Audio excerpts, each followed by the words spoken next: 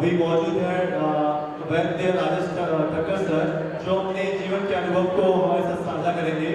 कुछ शब्दों के साथ अपने जीवन किस तरीके से अपने आयुर्वेद जीवन को स्टार्ट किए, कितना स्ट्रगल किए, वो हमारे साथ साझा करने वाले हैं।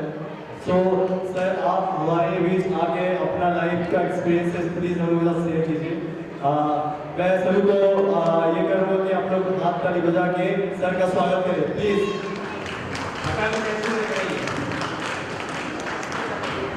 हाँ, ग्रास्पिंग होने की संभावना कम हो गई है, बढ़ गई। यस,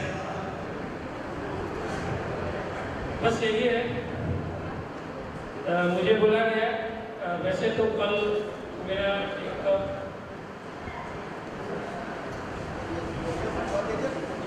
कल कैंसर के ऊपर पीपीटी प्रेजेंटेशन है, लेकिन आज का वो क्वेश्चन, वो प्रेजेंटेशन देखने के बाद काफ़ी लोगों की सजेशन आए कि क्वेश्चन आंसर बहुत सारे हैं, उनका समाधान नहीं होगा। दूसरा कि आपने जो कार्य किया है तो अपने जीवन के बारे में कुछ बताइए कि आपने आयुर्वेद का जो ये कार्य किया है उसमें क्या है। तो मैं थोड़ी 5 मिनट में मेरे जीवन चर्या की बात करूँगा। 97 में अहमदाबाद में आयुर्वेद प्रैक्टिस शुरू की। फ्रॉम डे वन आज तक 28 साल कंप्लीट हुए हैं। एक भी मेरे हाथ से लिखा हुआ एलोपैथी प्रिस्क्रिप्शन का कागज आपको नहीं मिलेगा, एक भी नहीं मिलेगा। मैं चैलेंज के साथ बोलता हूँ कि अगर आपको मेरे हाथ से लिखा हुआ एलोपैथी औषधियों का एक भी कागज मिल जाए, 25 साल पुराना मिल जाए, 25 साल 28 साल पुराना, तो मैं मेरी डिग्री बांट दूँ, चिकित्सा व्यवसाय में छोड़ दूँ। ये प्रतिज्ञाबद्ध होते हुए मैंने मेरे चिकित्सा कार्य की शुरुआत की। ये यात्रा ऐसी रही है, शुरुआत में आर्थिक प्रश्न आते थे, लेकिन अंदर जो जोश और जज्बा था कि कुछ भी हो जाए, कुछ भी हो जाए, भूखे रहेंगे लेकिन आयुर्वेद के अलावा कुछ नहीं करेंगे, जो भी और धीरे धीरे करके ईश्वर कृपा ऐसी बनी। मेरे लेक्चर में भी बताया था कि एलोपैथी लिखने की बात तो छोड़ो, भगवान जी ने ऐसी कृपा बरसाई, 250 एलोपैथी के एक्सपर्ट,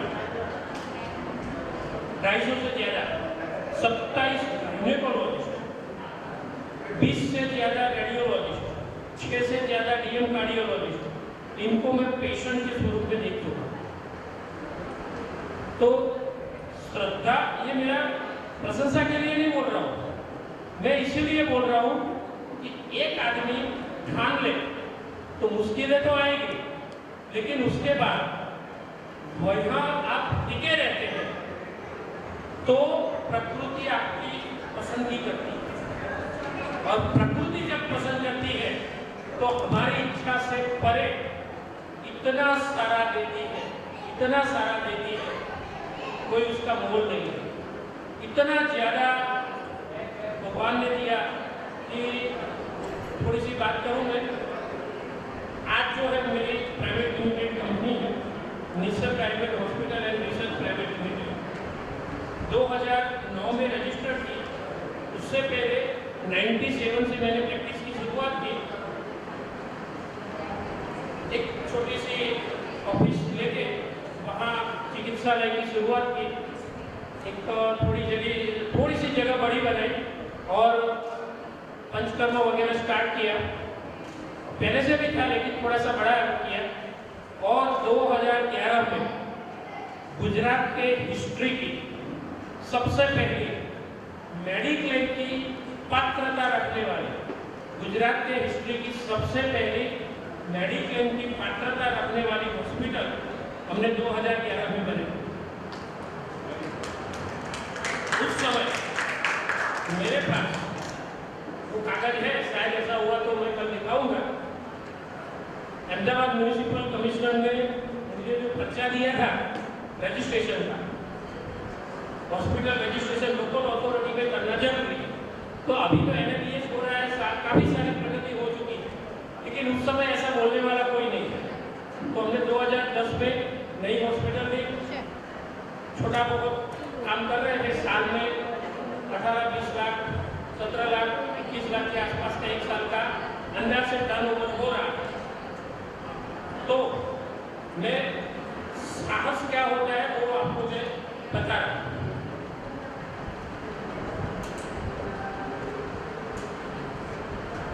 तो ये ऐसा हुआ साहस में कि उस समय ऐसा लग रहा था कि नहीं, आयुर्वेद छोटा मोटा नहीं हो सकता, आयुर्वेद जबरदस्त हो सकता, जबरदस्त हो सकता।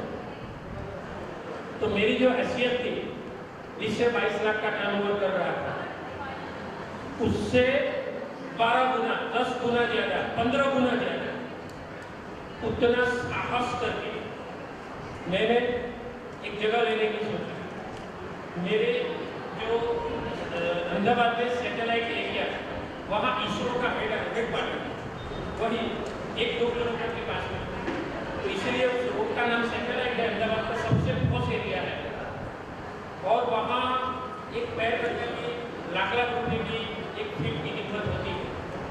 तो वहाँ 2.5-3 करोड़ की लागत से बड़ी हॉस्पिटल बनाई। सबको आश्चर्य हो रहा है, तुम इतना कमा रहे हो और अपनी हैसियत से इतनी बड़ी हॉस्पिटल बना रहे हो, और उसी बैंक में लोन देंगे, क्या करेंगे? तो लोन लेने के लिए काबिल नहीं थे। तो हमने एंटरप्रेन्योरशिप डेवलपमेंट का एक प्रोग्राम किया, 6 महीने की ट्रेनिंग की। फंड फाइनेंस कैसे होता है, मैनेजमेंट के अंदर होता है, डेब्ट इक्विटी रेशियो क्या है, अकाउंटिंग क्या है, ऑडिट रिपोर्ट क्या है। ये रेट था उस समय, सेल टैक्स था, तो ये बहुत सारी झमेला आएगा, और ये लीगल इशू आते हैं, हॉस्पिटल रजिस्ट्रेशन होगा, बहुत सारे ऐसे 11 इंस्पेक्टर हैं कि जो मेरे गर्दन पकड़ सकते हैं। कहीं ना कहीं कोई दिक्कत आ गई, हाँ तुमने ये नहीं किया, तुमने वो नहीं किया, ऐसे मतलब बड़ी बड़ी हॉस्पिटल सब करती है, लेकिन ये करना जरूरी है। तो वो सब सामना करने की इच्छा रखी, और अपने हैसियत से 12 गुना ज़्यादा हॉस्पिटल की शुरुआत की। बैंक का इंस्टॉलमेंट शुरुआत का जो था 2.25 लाख का। अभी आज भी मैंने दूसरी बड़ी सी जगह ले ली है, आज भी 3.5 लाख बैंक को हर महीने इंस्टॉलमेंट के स्वरूप में दे दें। 3.5 लाख, 4 लाख की मेरे स्टाफ की सैलरी, 4 लाख रुपये, 4 असिस्टेंट भेजे हैं, वो कार्य करते हैं। ये सोच जो है ना, वो अपने पनप नहीं है, ये सोच पनप नहीं है, ये विचार बिंदु आपके अंदर लाने हैं कि हाँ ये कार्य हो सकता है। एक वैद्य, एक उत्तरी गुजरात के छोटे से गांव पाटन जिला में से हरित गांव जो है, वहाँ से निकला हुआ एक वैद्य अहमदाबाद आता है, पढ़ाई करता है, और वहीं शहर में बस जाता है। और शिक्षक का लड़का, जिनको आय का कोई सोर्स ही नहीं है, कोई बचत नहीं है, तो शून्य में से सर्जन कर रहे हैं। ये सब जो अभी बनाया है वो सभी शून्य में से सर्जन हुआ, लेकिन श्रद्धा, समर्पण और ज्ञान की उपासना वो कभी रुकी नहीं। श्रद्धा ऐसी, कोई भी कुछ भी बोल, बड़े बड़े डॉक्टर, बड़े बड़े डिबेट में काफी जगह पे जाना होता है, साइंस इंस्टीट्यूट में जाना होता है, बहुत बड़ी बड़ी मिलिट्री के कैंप में या कोई और जगह पे कहाँ ट्रेनिंग की, आयुर्वेद लाइफस्टाइल कैसे होता है, बहुत सारी ऐसी जगह पे मैंने यहाँ जाना हुआ, ऐसे इंटरेक्शन करना हुआ। सबको आश्चर्य लगता है, सर आपने एक बार में एलोपैथी दवाई नहीं लिखी? मैंने बोला हाँ नहीं लिखी। तो सब पहले मैं बोलता था मुझे इंजेक्शन देना आता ही नहीं, मेरे फ्रेंड्स थे वो देते थे, तो एक बार तो लेते, मैंने बोला नहीं ये लूँगा तो ये शॉर्टकट होगा, ये शॉर्टकट रहेगा, मुझे शॉर्टकट नहीं चलना है, भले देरी हो जाए। 1 दशक में अपनी जिंदगी का ऐसे ही मैं चला, लेकिन शॉर्टकट नहीं है। तो इसके रहते ऐसी भगवान की असीम कृपा है। Super speciality in Ayurveda and critical management ये कार्य हो चुका है। अभी 1500 से ज़्यादा कैंसर के पेशेंट, 1500 से ज़्यादा, 500 ऐसे पेशेंट हैं कि जो अकेले आयुर्वेद दवाई के ऊपर जिंदा रहे, अकेले आयुर्वेद। 1000 पेशेंट ऐसे हैं कि जो है पैरेलल एलोपैथी और आयुर्वेद के ट्रीटमेंट दोनों की साथ में चल रही है। करीबन 1000 से ज़्यादा क्रिटिकल CME, इसको बोलते हैं क्रोनिक लिवर डिजीज और सिरोसिस, फाइब्रोसिस ऐसी कंडीशन, ऐसे 1000 से ज़्यादा लिवर फेलियर, ऐसे ही 1000 से ज़्यादा किडनी फेलियर, करीबन 400 से ज़्यादा कार्डियक फेलियर की क्रिटिकल सिचुएशन, उस सब का सामना मैं कर चुका। ये आयुर्वेद में कोई किसी ने सोचा नहीं था कि ऐसा हो सकता है, लेकिन मैं ये कहने के लिए आया हूँ कि अगर आप दृढ़ रहे अपने कदमों में, आप दृढ़ रहे कि मैं यहीं खड़ा हूँ और यही कार्य करूँगा, भगवान आपको जो देना है, जो मेरे जीवन को जैसे बनाना है, जिस पात्र में ढालना है, मैं ढलने के लिए तैयार हूँ। कोई मोह नहीं, कोई बात नहीं, लेकिन मैं कार्य करता रहूँ। तो भगवान ने ऐसा दिया, इतने सारे पेशेंट, इतने सारी संस्थाओं में जाना हुआ, तो ये जो फल है, ये फल है शुद्ध आयुर्वेद के प्रति समर्पण का फल। मैं ऐसे बोलता हूँ कि अगर हम प्लेन में जा रहे हैं, श्रद्धा ऐसी, इतनी अटूट श्रद्धा कि कोई टिका नहीं सकता, किसी की ताकत नहीं है कि मुझे मेरी श्रद्धा से आयुर्वेद में से रत्ती भार भी विचलित कर सकता, एक रत्ती भार भी नहीं। कितनी भी गहराई से गहराई परिस्थिति, कठिन से कठिन परिस्थिति आ जाए, विपत्तियां आ जाए, तो भी ये कोई टिका नहीं सकता। एरोप्लेन में हम जा रहे हैं और ऐसा कहा जाता है कि ऐसे कूदो तो आप बच जाओगे, लेकिन इसमें इतनी संभावना है और ऐसा कहा जाता है कि आप आयुर्वेद के व्यक्ति हो और आप धन्वंतरी ऐसे बोलते हैं तो आपको पैराशूट नहीं दिया जाएगा, लेकिन अगर आप नीचे पहुंचते हैं तो आपको राजा बनेगा। तो मैं आयुर्वेद के प्रति पसंद करूँगा, भले मर जाओ तो मर जाओ। शुद्ध आयुर्वेद, वो बोलते हैं कि संभावनाएं बहुत कम है। मैंने बोला जितनी भी संभावना है, मैं शुद्ध आयुर्वेद के अलावा नहीं, मैं अभी खुद रहा हूँ। सेकंड के 100वें भाग में भी मैं सोचूंगा नहीं कि मैं आयुर्वेद के अलावा कुछ करूँ, क्योंकि मेरी लायकात ही नहीं, मुझे कुछ आता ही नहीं है। एलोपैथी या दूसरी कोई जगह पे जाके करूँगी क्या?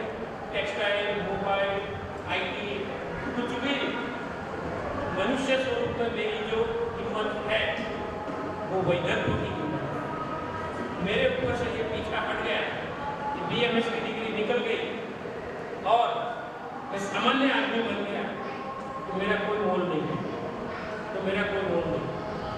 जो भी है वो आयुर्वेद की देन है। शुरुआत में 97 से जब शुरू किया तो 2008-9 से जिंदगी पनप रही थी।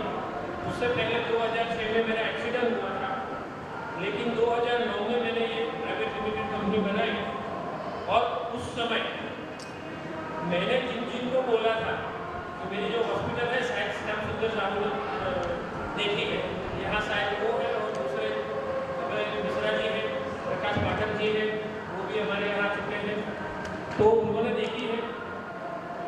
वो ऐसी जगह है, शिवरंगी 4 रास्ता करके एकदम पोस्ट एरिया, वहाँ मेरी हॉस्पिटल अंदर लॉबी में पुरानी हॉस्पिटल, आगे एक गायनेक की हॉस्पिटल थी, MD गायनेक, और दूसरे एक स्किन स्पेशलिस्ट। दोनों हस्बैंड वाइफ, तो पूरी बिल्डिंग 4 रास्ता के नजदीक, लेकिन भाव था 2.5 करोड़। और मैं छोटी सी जगह ये 8-10 लाख की वो लेके बैठता था और काम कर रहा था 20 से 22 लाख। लेकिन जब नीचे जाता था और देखता था तो सपना भगवान ने ऐसा दे दिया कि पूरी जगह, ये पूरा पहला फ्लोर है वो आयुर्वेद का होना चाहिए और कुछ नहीं। मैंने किसी मित्र को बोला तो बोल रहा शांति से, मतलब ये सपना देख रहा है, तू क्या सोच रहा है, पता है तू क्या कर रहा है। लेकिन मैं चुप हो जाता था कि चलो ठीक है आप बोल रहे हो तो बोल दिया। ऐसे करके एक समय था, नई जगह में ढूंढ रहा था, नहीं मिल रही थी, तो ईश्वर की ऐसी कृपा हुई, शाम के 6:30 बजे थे, मैं ओपीडी में बैठा था और वहाँ से एकदम एक विचार का प्रवाह एक तनाव के स्वरूप में आया और मुझे जोश आया है और मैं वो गायनिक को मिलने के लिए चला गया और स्किन स्पेशलिस्ट को मिलने के लिए। और मैंने जाके बोला कोई सी 2-4 मिनट में प्रस्तावना बातचीत तरीके से, सर आप कैसे करते हैं। फिर अचानक मेरे अंदर जो उत्साह था, मैंने बोला आप तो अभी बड़ी उम्र के हो गए, इतना काम नहीं करते हैं, मेरी इच्छा है कि आपकी ये जगह है आप मुझे दें। ऐसे आप चौड़ी करके उनके सामने देख रहे। मैंने बोला सर कोई दिक्कत नहीं है, आप मार्केट में एनालिसिस कर लो, मार्केट का जो प्राइस चल रहा है 1.5 करोड़ की कीमत में मान लो, तो मैं एक बार भी बोलने नहीं आऊँगा कि थोड़ा सा गारंटी कर दो, 10% बोनस दिया, लेकिन आप दोनों इस जगह से खड़े हो जाओ, क्योंकि मुझे मेरी हॉस्पिटल से लेकर पूरा एल से पूरा फ्लोर है वो मुझे चाहिए। उनको नहीं बोला, लेकिन मेरे दिमाग में मैंने ऐसे बोला एलोपैथी के ऊपर आयुर्वेद का साम्राज्य कैसे बनाया जाए, उसी के लिए मैं जन्मा, मुझे तो आपकी जगह चाहिए। और यू विल वंडर, वो जगह हमने ले ली और वहाँ दोनों को 10% बोनस देगी। 1,50,00,000 की जगह की कीमत है तो उसको 10% 15 लाख रुपये ज़्यादा दिए, जो होगा वो देखा है, ये कहते हैं तो संभाल लेंगे। ऐसे करके ये साहस किया है और अभी आज आपके सामने प्रतिज्ञाबद्ध होके जा रहा हूँ आने वाले 2 साल के बीच में।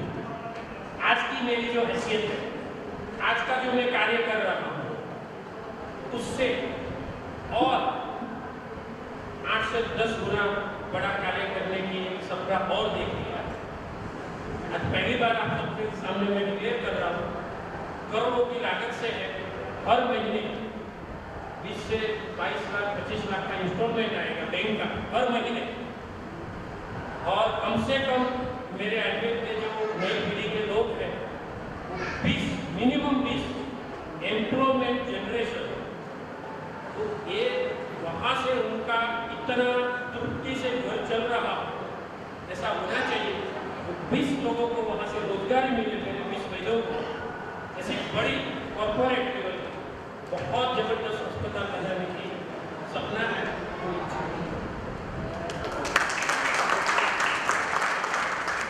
करीबन 12 करोड़ 10 करोड़ 14 करोड़ उसके आसपास हो सकता है, उससे ज़्यादा भी हो सकता है। हमने जगह ढूंढने की कोशिश की है, लेकिन वहाँ टच करने की हम कोशिश कर रहे हैं, ताकि एक स्टेप ये है, उसके आगे है ये दूसरा स्टेप है। बस तो मेरी बात यही थी। और कुछ आपको कोई क्वेश्चन है तो आप पूछ सकते हैं, व्यक्तिगत मेरी प्रैक्टिस के बारे में, या आपको कोई चिकित्सा के बारे में, इसके बारे में बहुत लोगों ने पूछा था, तो किसी को पूछना है तो पूछना।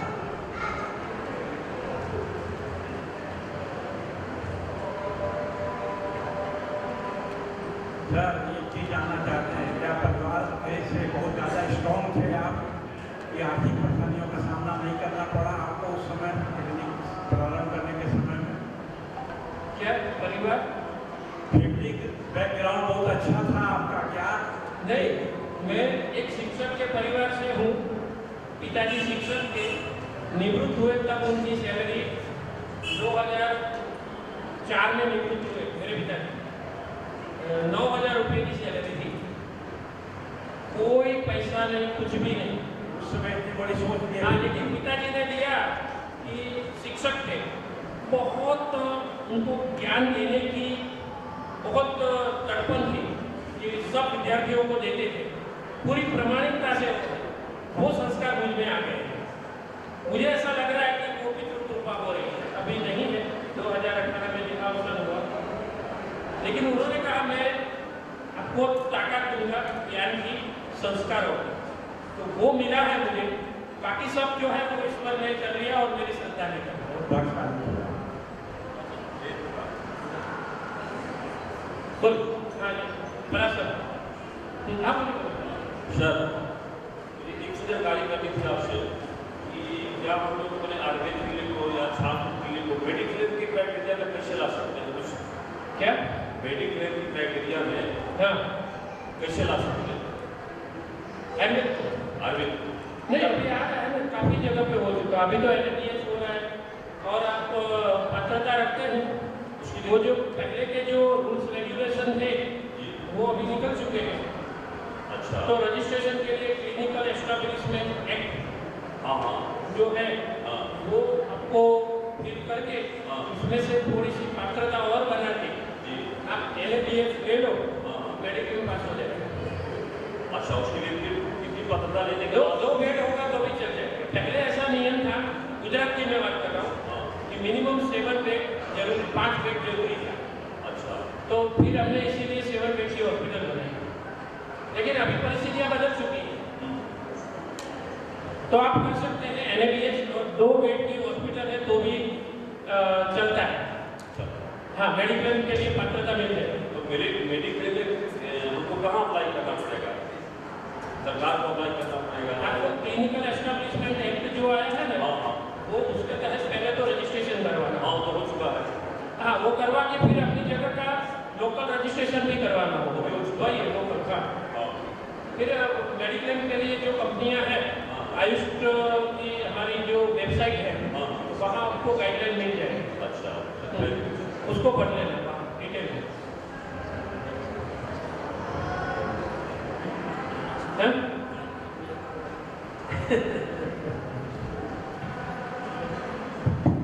सर कभी MD करने का विचार नहीं है? कभी नहीं, आज तक नहीं आया। वो मुझे ऐसा लग रहा है कि 3 साल मैंने देखे मेरे साथ में जो पढ़ते थे, शुरू में उनको भी थोड़ा सा डिग्री का अवसर वगैरह ज़्यादा था, उनको छोटा सा बच्चे थे, मित्र थे, लेकिन फिर भी थोड़ा सा मन में भाव तो था। लेकिन आज ऐसा हुआ है परिस्थिति, उनको ऐसा लग रहा है कि वो मित्र है तो कुछ भी बोल सकते हैं, राजिया राजू से कुछ भी, तो प्यार से और मार के और कंधे पे हाथ करके मित्र थे, 5 साल साथ में रहे, 5.5 साल। वो बोलते हैं कि तू आगे निकल गया, हम सोच रहे थे कि हम आगे हैं, लेकिन तू कब आगे निकल गया और इतना सारा कार्य कर रहा है, हमको पता ही नहीं चला कि इतना सारा तूने कार्य कर लिया। मैंने कभी MD, क्योंकि 3 साल मुझे ऐसा लग रहा है कि हमारा जो सिलेबस है ना वो प्रॉपर नहीं है, मुझे वो मेरी सोच में बैठ नहीं रहा। एक ही विषय में एक ही सब्जेक्ट लेके कोई एक थीसिस किया और उसके ऊपर पूरा जीवन 3 साल का वो करके अब कुछ आउटपुट नहीं हो रहा। तो मैं तो पूरी सिस्टम को ऐसी अपेक्षा रखता हूँ कि पूरी सिस्टम बदल जाए। हमारा आइडिया क्या है? सुपर स्पेशलिटी में ऐसे बोलता हूँ, तो ये दिखने के लिए ठीक है ऐसा, लेकिन सुपर स्पेशलिटी है वो अल्पमति का।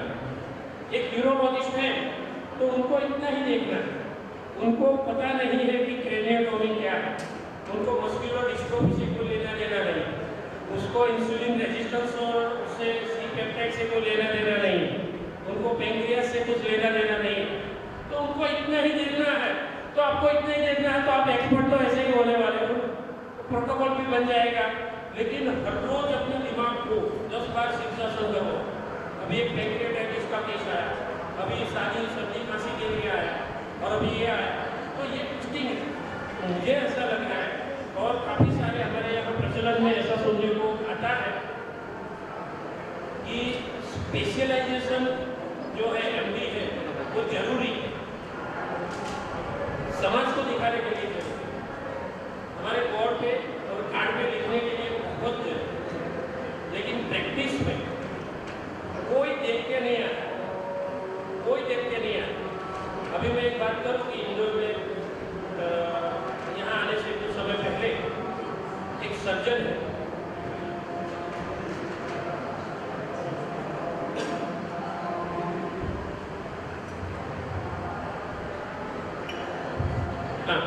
इंदौर में एक सर्जन है, उनके माताजी को कैंसर था, लीवर कैंसर।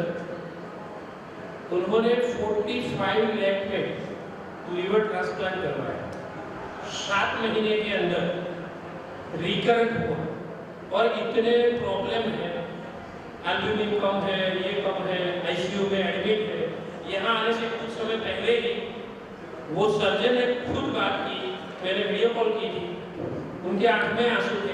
सर आपका नाम सुना है, आप वो सर्जन बोल रहा है, आप मुर्दे में जान डालते हैं, तो मेरी माताजी की ऐसी ऐसी परिस्थिति है, तो हमारे साइंस में तो डेड एंड है, कुछ आगे जगह है नहीं, लेकिन इतनी पीड़ा हो रही है, खाना नहीं खा रही, उल्टियाँ इतनी हो रही, इतनी सारी पेशाब में दिक्कत है, तो अभी आगे क्या करना है? देखिए ऐसी कंडीशन में